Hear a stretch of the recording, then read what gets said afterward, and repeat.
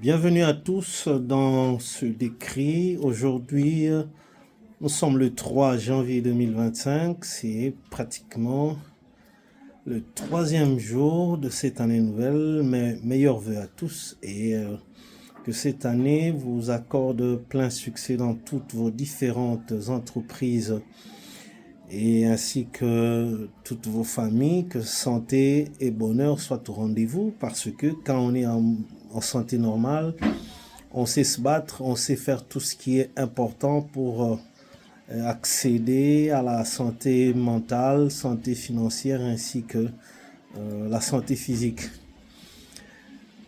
La RDC, l'insécurité continue à régner à l'est de la République. La rébellion rwandaise sous couvert de M23 continue encore à s'aimer la désolation parce qu'ils ont lancé sur deux axes simultanément des combats contre les positions tenues par les FARDC d'une part et de l'autre par les Wazalendo qui sont les alliés des FARDC. Les combats ont été très violents jusqu'à ce que de l'autre côté, au niveau de la localité de Kaniro, nous sommes dans le territoire de Massissi qui a été récupéré par les ennemis de la République. Et qu'à cela ne tienne, nous sommes en train de signaler que un renfort en hommes et matériel a été observé dans les rangs des FARDC. Plus de 10 000 hommes qui sont récemment sortis de la formation au centre d'entraînement de Kibomango et de Kotakoli seront déjà sur terrain en renforcement des rangs des FARDC parce qu'il faudrait comprendre que l'effectif ne pose pas problème par rapport à l'ennemi, mais bien c'est que la RDC est un très vaste territoire qui fait que l'ennemi trouve facilement l'opportunité de prendre certaines localités où il ne trouve que les Wazalendo qui souvent sont à court de munitions et finissent par décrocher. Ce qui en est le cas pour cette localité de Kaniro. Là, c'est dans l'axe Lukofu-Kaniro, bien entendu, pratiquement dans le Massissi, où les rebelles ont tenté encore de foncer au-delà de cette localité de Kaniro, vers le centre, donc situé à 12 km. Et au niveau du village Katale, ils ont rencontré une résistance très farouche de la part des FARDC, ce qui a un peu repoussé l'ennemi qui n'a pas su avancer parce que si jamais ils avançaient jusqu'au centre de Massissi, ce serait véritablement une position très stratégique pour l'ennemi. Alors, nos voeux et nos souhaits, c'est que l'armée loyaliste en arrive au bout. Donc il faudrait comprendre que l'ennemi joue aussi à une certaine diversion. Il donne l'impression d'être vaincu dans certains axes et pour ainsi alimenter cette sorte de distraction ou de triomphalisme de la part de l'armée loyaliste et surprendre par des attaques simultanées dans différents axes et ainsi faire un grand coup. Donc on doit comprendre qu'il n'y a point de baisser les bras. Les FARDC devraient maintenir le pied sur l'accélérateur et le bond jusqu'à ce que on pourra finalement bouter hors du territoire national cet ennemi qui bénéficie d'un soutien très vaste. Faisons suite de ce complot qui ne dit pas son nom, un complot tant sous-régional que international, pour ne pas dire au-delà de l'Afrique. Parce que comment expliquer que les Africains acceptent d'être utilisés par l'Union européenne contre leurs propres frères africains? Et pourtant, la situation politique ressemble à une roue qui tourne. Si hier, peut-être le Zaïre de Mobutu était plus puissant, on a par cet appui-là ou la volonté de ces mêmes maîtres à penser, disons les Occidentaux, et aujourd'hui, ils ont changé de cap parce qu'ils ont besoin de profiter du contenu du sous-sol congolais. Et ils appuient les ennemis directs de la RDC qui sont nos voisins. Museveni venait de réitérer ses propos selon lesquels il faudrait un dialogue direct entre le gouvernement et les M23. Ce qui a toujours été la position malicieuse de Paul Kagame. Donc les deux là sont les mêmes. On ne va jamais cesser de le rappeler. Et par conséquent, il faudrait que le président de la République soit conséquent face à ces deux ennemis directs qui sont nos voisins et les autres qui sont encore dans l'hypocrisie. Parce que regardez, ces gens-là, ils ne peuvent pas en tout cas se liguer contre leurs propres frères Tutsis au bénéfice d'un Congolais. Est-ce que vous savez que même les FDLR qui sont des Rwandais se trouvant sur le sol congolais, ils servent de pont aux Tutsis. Ça, on vous le dit clairement. Quand les Tutsis entrent et qu'ils ne savent pas par où aller, ils se réfèrent à leurs propres Rwandais Hutus qui vivent sur le sol congolais. Alors que nous, ici, nous pensons protéger les Hutus face aux Tutsis rwandais qui sont sous la joue, qui sont sous les ordres de Kagame. Mais or, ces gens-là, que nous pensons protéger, peut-être encadrer conformément à certaines dispositions internationales, parce qu'ils sont ici comme des réfugiés dans les camps là. Mais malheureusement, ces gens-là, ils n'ont pas de choix. Ils préfèrent trahir le Congo au bénéfice de leur propre bourreau. Donc c'est là que la nature de ce peuple-là est très compliquée. Quitte à nous, peuple congolais, de s'en raviser. Pendant que nous, on s'entre-déchire entre nous-mêmes. Qui de Fayoulou, qui de Tshisekedi, qui de Katumbi, qui de Kabila, et voilà.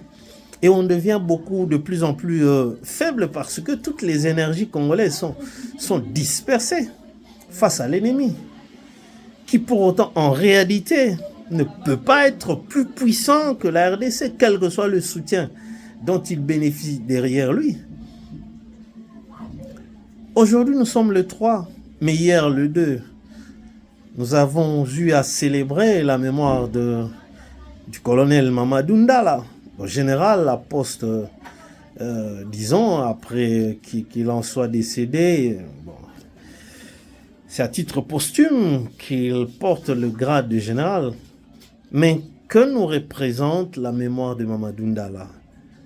L'histoire nous renseigne que cet ennemi n'a jamais été plus puissant que les FARDC. Mamadou Ndala nous rappelle des victoires nettes et claires, des victoires sur terrain, des FARDC face à l'ennemi. Mamadou Ndala n'était pas parti aux négociations, aucune. C'est une victoire militaire. Donc, il faudrait comprendre que ce n'était pas la première victoire face à l'ennemi.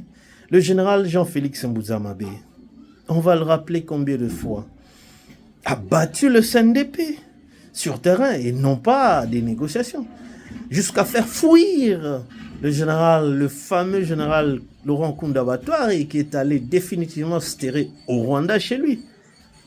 Et donc, pour lequel la RDC a tenté d'obtenir l'extradition, bon, ils ont dit niet parce qu'il n'est pas congolais, c'est un Rwandais.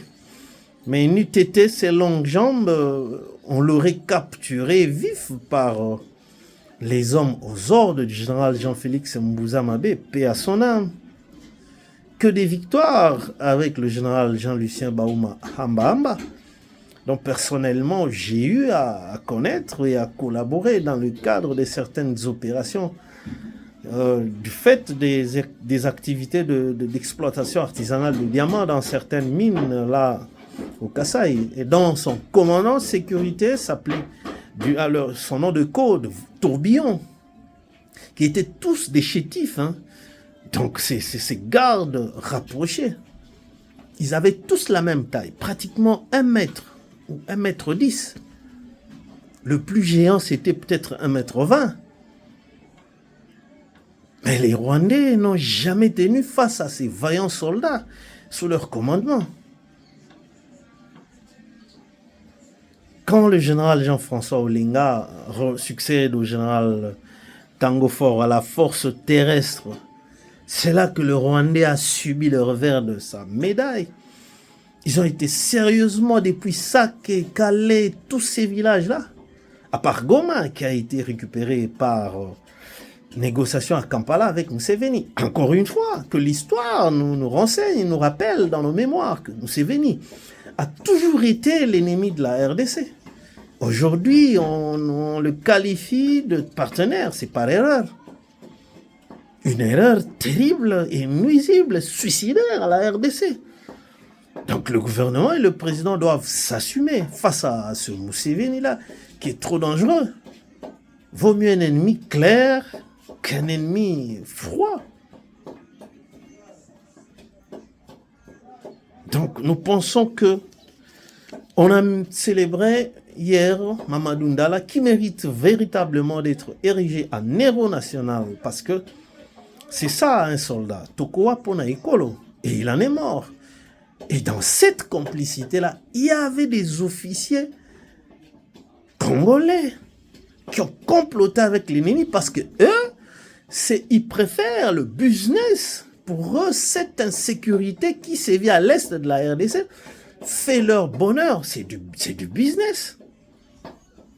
Quand on a des généraux qui sont devenus commerçants, hommes d'affaires, on a des galons qu'ils portent sur les épaules. Et ça donne tout ça. Donc Mamadou Ndala devrait clairement être proclamé héros national, puisque étant mort pour la bonne cause. Donc il a respecté le serment ou la devise que portent nos militaires. La Pessimakila Pona Ekolo, Tokowa Pona Ekolo. Que dire de lui? Il mérite bel et bien un monument, de façon solennelle et officielle. Et c'est de là que la théorie de père et de mère, de foi, perd son sel. Parce que lui, il n'est pas de père et de mère. Mais pour autant, il en est mort. Parce qu'il a sérieusement terrassé l'ennemi en exécutant à la loupe, à la lettre et avec véhémence les ordres lui donnés et le plan de guerre lui tracé par sa hiérarchie directe qui était le général Jean-François Olinga, commandant, chef d'état-major adjoint en charge de la force terrestre. Alors que les autres, c'est de la traîtrise. Donc c'est pour dire que dans l'histoire de ces deux armées, la RDC a toujours été au-dessus de cet ennemi. La débâcle des phases sous Mobutu face à cette armée, c'est parce que d'abord lui-même le maréchal était malade, déjà foutu, rongé complètement de l'intérieur de sa personne même physique. Il n'avait plus d'énergie. 32 ans durant, le Rwanda ne pouvait jamais faire face. Même quand cette histoire-là de nationalité collective donnée aux Rwandais, le maréchal, par imprudence, il se prenait être toujours plus puissant. Effectivement, c'en était le cas. C'est son protégé Habyarimana qui lui demande que, mais voilà, moi je me sens en insécurité avec les Rwandais Tutsis qui sont sur le sol congolais. Alors, le Mobutu lui dit, mais tu veux quoi pour que tu te sentes en sécurité? Il dit, il ne faudrait pas que ces gens-là restent à la frontière là. Donc si vous pouvez leur accorder la nationalité et puis les faire partir de la frontière pour l'intérieur de la RDC, Zaïre à l'époque, ça va un peu me soulager. Et Mobutu, en tant que protecteur d'Habyarimana, il a accordé, il ordonne à son directeur de cabinet, Bisengimana, qui était un sujet rwandais. Donc l'initiative n'était pas venue de Bisengimana, c'est ça l'histoire. C'est le maréchal qui instruit son DIRCAB de lui faire une proposition de loi pour accorder cette nationalité collective à ces Rwandais-là. C'était pour assurer à son protégé Habyarimana, alors le président du Rwanda, que le maréchal a fait ça. Et comme lui, il était toujours au-dessus de tout, bon, ces Rwandais-là, ils n'avaient pas voix au chapitre, ici en RDC. Mobutu était au-dessus, c'était un chef imposant, il faut le dire. Les éléments ont pris une autre allure depuis 1994. Mobutu était déjà finissant, son règne avait déjà été entamé. Donc, on n'a aucune raison de subir ces défaites-là. Ce sont des ennemis qui ne sont jamais à la hauteur de nous envahir. Mais seulement, c'est pendant aussi des guerres qu'on doit découvrir nos faiblesses. Entre autres, vous savez qu'il y a beaucoup de villages à l'est là-bas qui n'ont pas d'éléments des FARDC, où il n'y a que des Wazalendo. Et l'ennemi, quand il avance, lui qui est suffisamment fourni en munitions, dès qu'il déclenche les hostilités contre les Wazalendo, ces derniers finissent par décrocher parce que souvent ils sont en cours de munitions. Parce que les Wazalendo n'ont pas le même état-major général que les FARDC. Ils n'ont pas la même capacité d'approvisionnement en matériel ou en équipement que les FARDC. C'est comme ça qu'ils finissent par détaler. Donc, il faudrait prendre en compte et renforcer le comportement actuel des FARDC dans certaines localités où les FARDC tiennent tête et éviter que l'ennemi ne reprenne encore la reprise de certaines localités. Permettez cette tautologie. Comme c'en est le cas, aujourd'hui nous sommes le 3, mais c'est depuis hier que l'ennemi a pris la localité de Kaniro et il commence à progresser vers Massissi Centre. Mais c'est au niveau de Katale qu'ils ont rencontré maintenant la résistance farouche des FARDC qui les ont stoppés là-bas. Donc vous comprendrez que la RDC, non seulement par rapport à la guerre à l'Est, mais c'est un territoire très immense et l'effectif des FARDC est à revoir en hausse. Il nous faudrait au moins 500 militaires, carrément, pour essayer de combler tous ces vides-là. Parce que l'Est de la République, au regard de la nature de nos voisins, ça nous demande que nous ayons, par exemple, au Nord Kivu, qui est carrément pas moins de 30 000 soldats.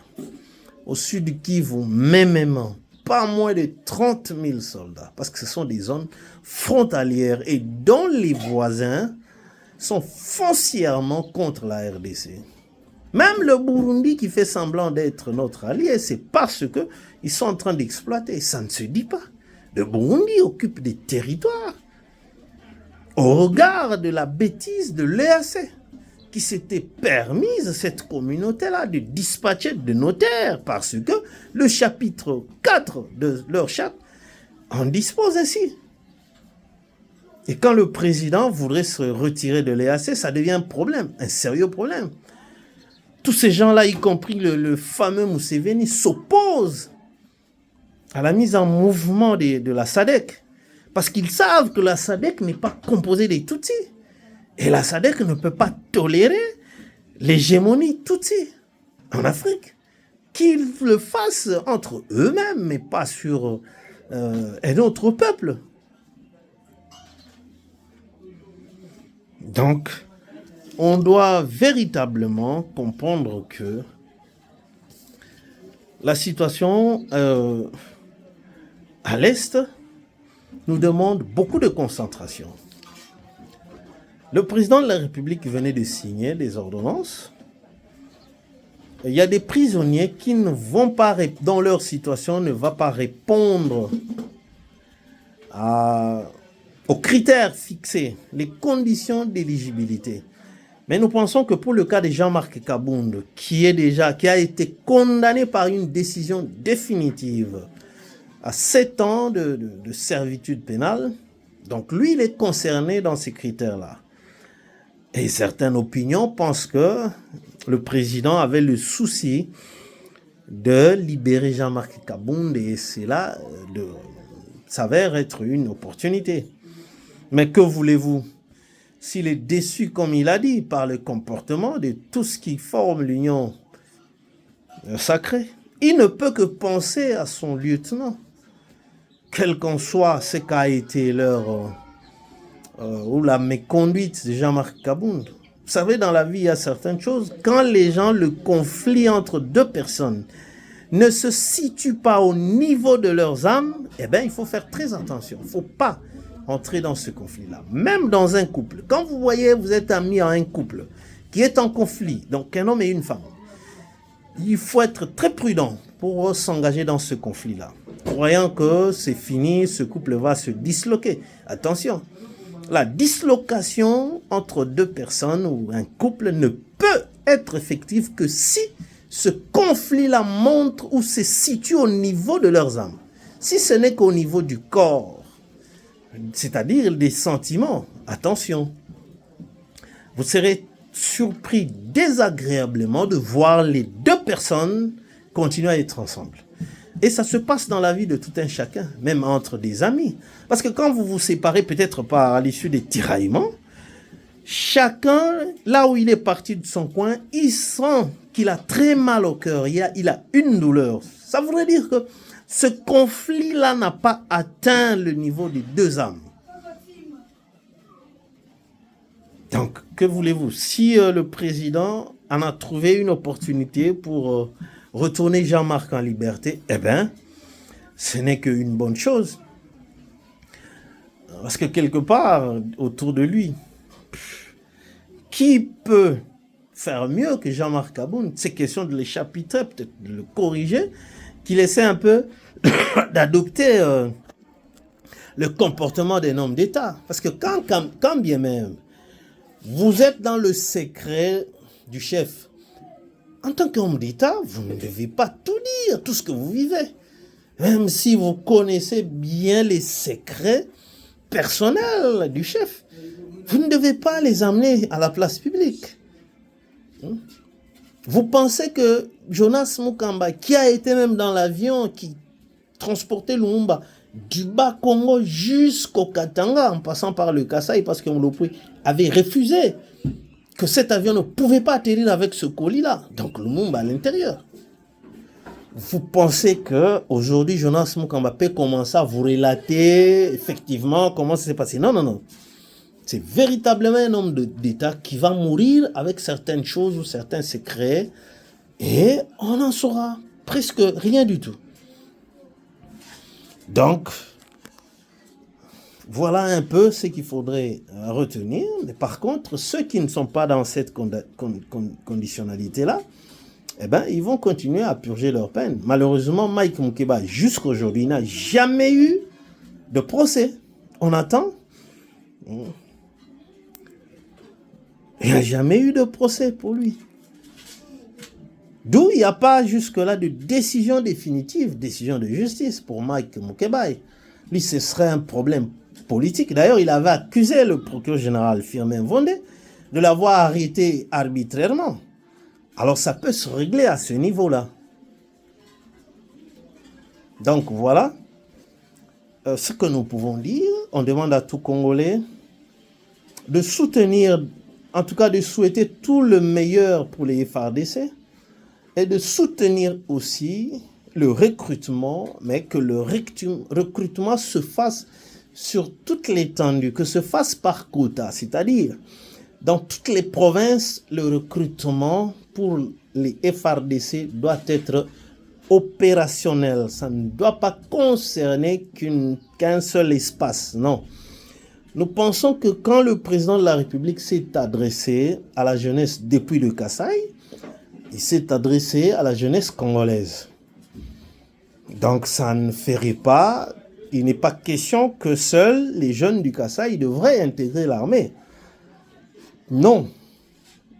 Nous pensons que quel que soit le lieu d'où le président s'adresse à une population, eh bien évidemment, c'est à toute la population congolaise.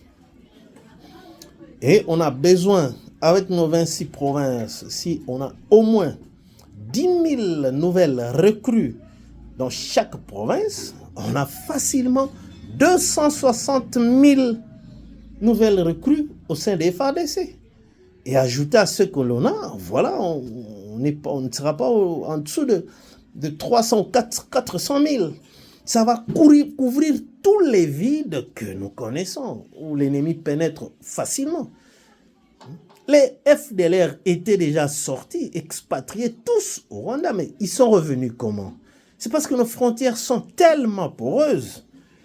Regardez ce que Blinken, Anthony, le secrétaire d'État américain, qui continue à faire pression sur le président Félix Tshisekedi, lui recommandant d'obéir à son engagement pris par le gouvernement congolais à Luanda, selon lequel la RDC s'engage à anéantir les FDLR. Mais ça devient une corde au cou. Parce que le FDLR, en réalité, a pour auteur ce phénomène-là, ce sont eux, cette communauté internationale. En 1994, Tshisekedi n'était pas là. Mais ce sont eux qui ont exigé à Mobutu d'accepter ces gens-là, d'ouvrir le corridor avec l'opération turquoise menée par la France. Et ils ont refusé de prendre des dispositions pour désarmer tous ces militaires rwandais qui étaient à la solde d'Abiyarimana. Une fois abattus, Abiyarimana, tous ces gens-là sont entrés avec armes et munitions sur le territoire congolais. Kengo, Premier ministre, voulait s'y opposer. On lui a dit, non, mais référez-vous prenez la même position que le maréchal Mobutu.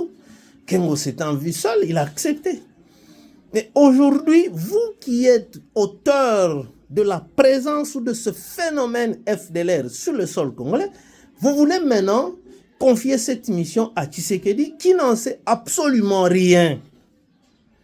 Parce qu'en 1964, il avait d'abord quel âge? 1994. Il avait quelle fonction? De 63 à 94. C'est à peine 31 ans. Il valait quoi dans ce pays?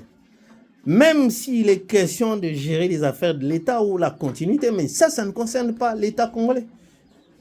L'État congolais n'a aucune responsabilité. C'est vous, là. Et maintenant, vous voulez le prendre au piège parce qu'il va commencer à s'attaquer à un fantôme appelé FDLR. Et vous risquez même d'en créer une rébellion et leur fournir des armes pour que maintenant les FARDC commencent à se battre contre un phénomène fantomatique, dit FDLR.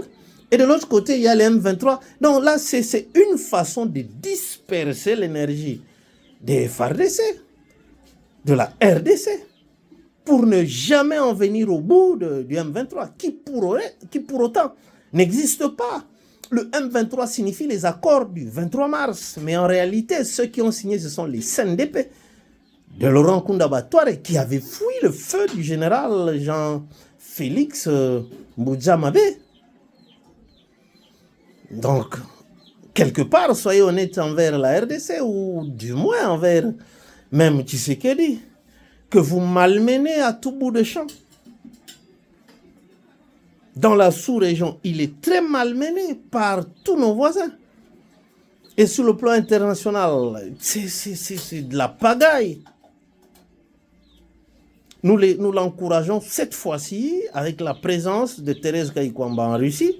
Si cela est vrai, eh bien, signez au clair ces engagements-là. On sait que ça ne sera pas facile parce que les États-Unis, d'une part, qui s'engagent maintenant à contrer l'influence de la Chine sur le continent et particulièrement en RDC, d'où les raisons de ce corridor-là.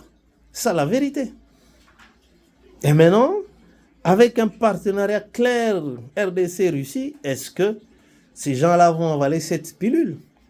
Quand bien même on sait que la Russie venait de signer ici en 2024 les collaborations militaires avec le Rwanda jusqu'à ouvrir leur ambassade à Kigali. Et là, ça enchante le monde occidental.